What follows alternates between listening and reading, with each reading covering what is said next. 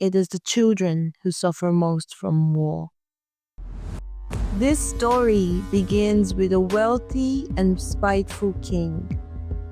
His kingdom lacked nothing: rich lands, abundant harvests, a people well cared for. Yet, the king was bitter. He had no sons to carry on his name, no heirs, only 3 daughters, raised in a palace of rivalry and ambition. One day, the great king summoned his daughters and declared, "Only the one who passes my trials shall inherit my throne." The first challenge: secure formidable husbands. The princesses wasted no time. Within hours of each other, they were married. Princess Ename, calculated and reserved, married the second prince of a mighty kingdom, securing powerful allies through wealth and diplomacy. Princess Naeli, intelligent and kind, chose the richest merchant across the 3 realms. Princess Itoro, tactical and cruel, wed a fearsome warlord, a man as bloodthirsty as she was ambitious. With no clear victor, the king set a second challenge: produce heirs to ensure 2 generations beyond him. Once again, news swept across the kingdom. Each princess was pregnant, but joy turned quickly to tragedy. Princess Naomi's husband died suddenly, and his brothers seized his wealth. Around the same time, the king passed away. A grand burial was held. At the funeral, Ename leaned in and whispered into Naomi's ear, "You should ask Itoro what her bloodthirsty husband was doing in your lands the day your husband died." With that, she planted a seed of suspicion. The sisters turned on each other. Naeli, now widowed, gave birth to a daughter, not the son she had hoped for.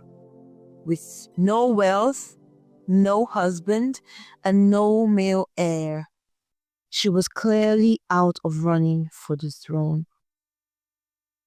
And so began the great war for the crown, sister against sister. Their armies, strengthened by their marriages, clashed with relentless fury. The land was scorched. Fields turned to dust. Men lost their homes.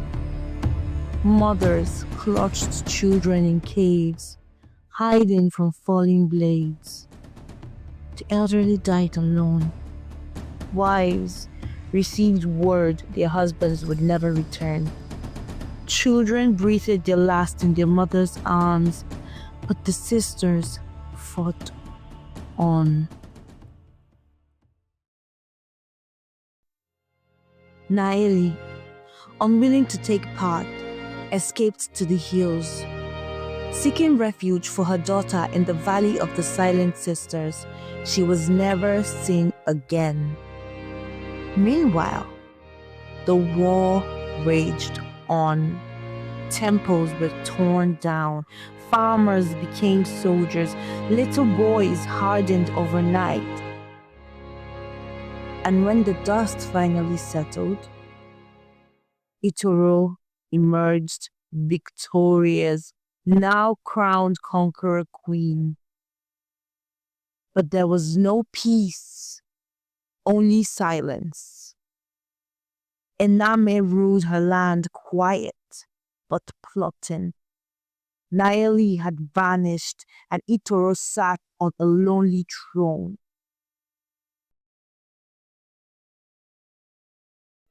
In the Valley of the Silent Sisters, a young girl named Lady Zuri studied ancient wisdom under her mother's care. The once hopeful wife of a merchant, now her teacher and guide. When she came of age, Zuri sets off alone, performing stories and songs for coins. Her spirit was bright and free. In Queen Itoro's kingdom, her children grew up soft and pampered.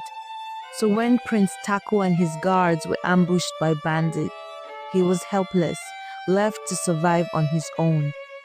It was during an assassination attempt that Zuri and Prince Taku crossed paths.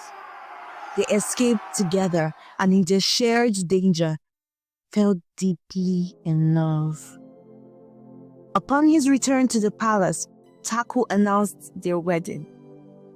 Zuri, now Princess Zuri, shocked the court. No one knew her past, and she wasn't eager to explain it. But happiness was fleeting. Prince Taku was poisoned. The palace erupted in grief. Queen Itoro was inconsolable, weeping daily at her son's grave. Yuri's disappearance with their daughter didn't help suspicions.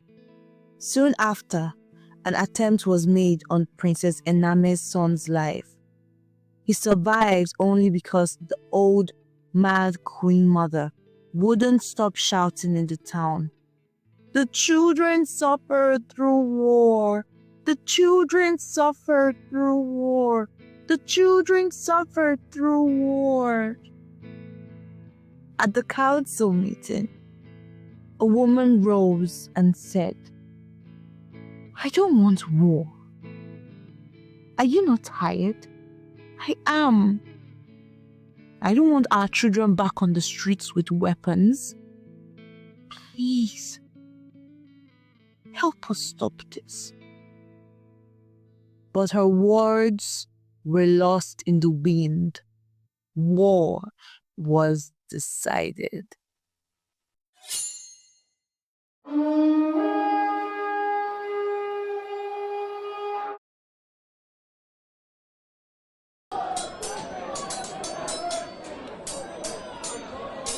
When news spread, the people weren't surprised.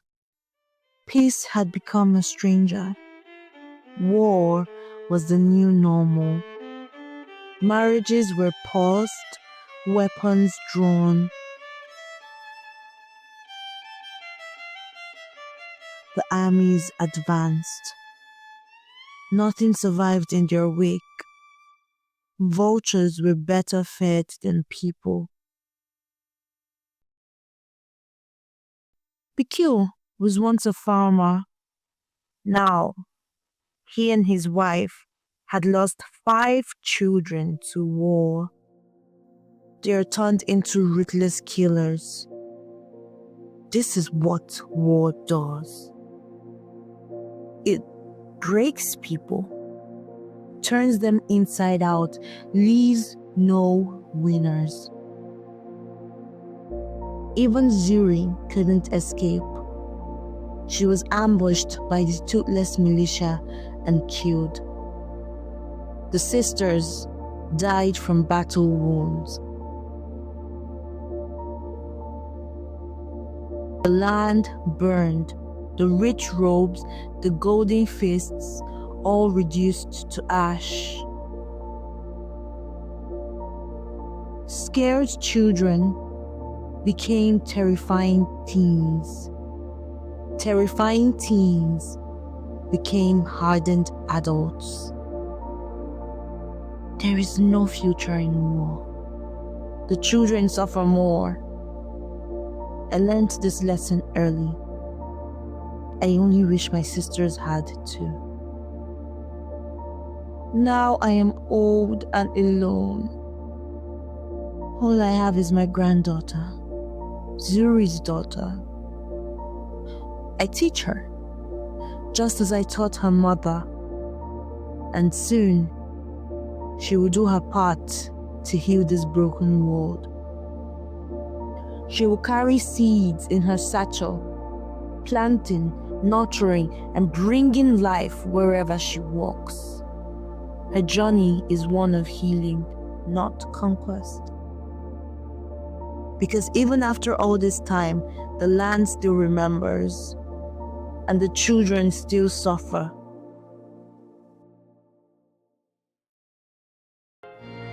One king's spite, two sisters' rage, produced 3 generations of pure pain. The children suffer more in war.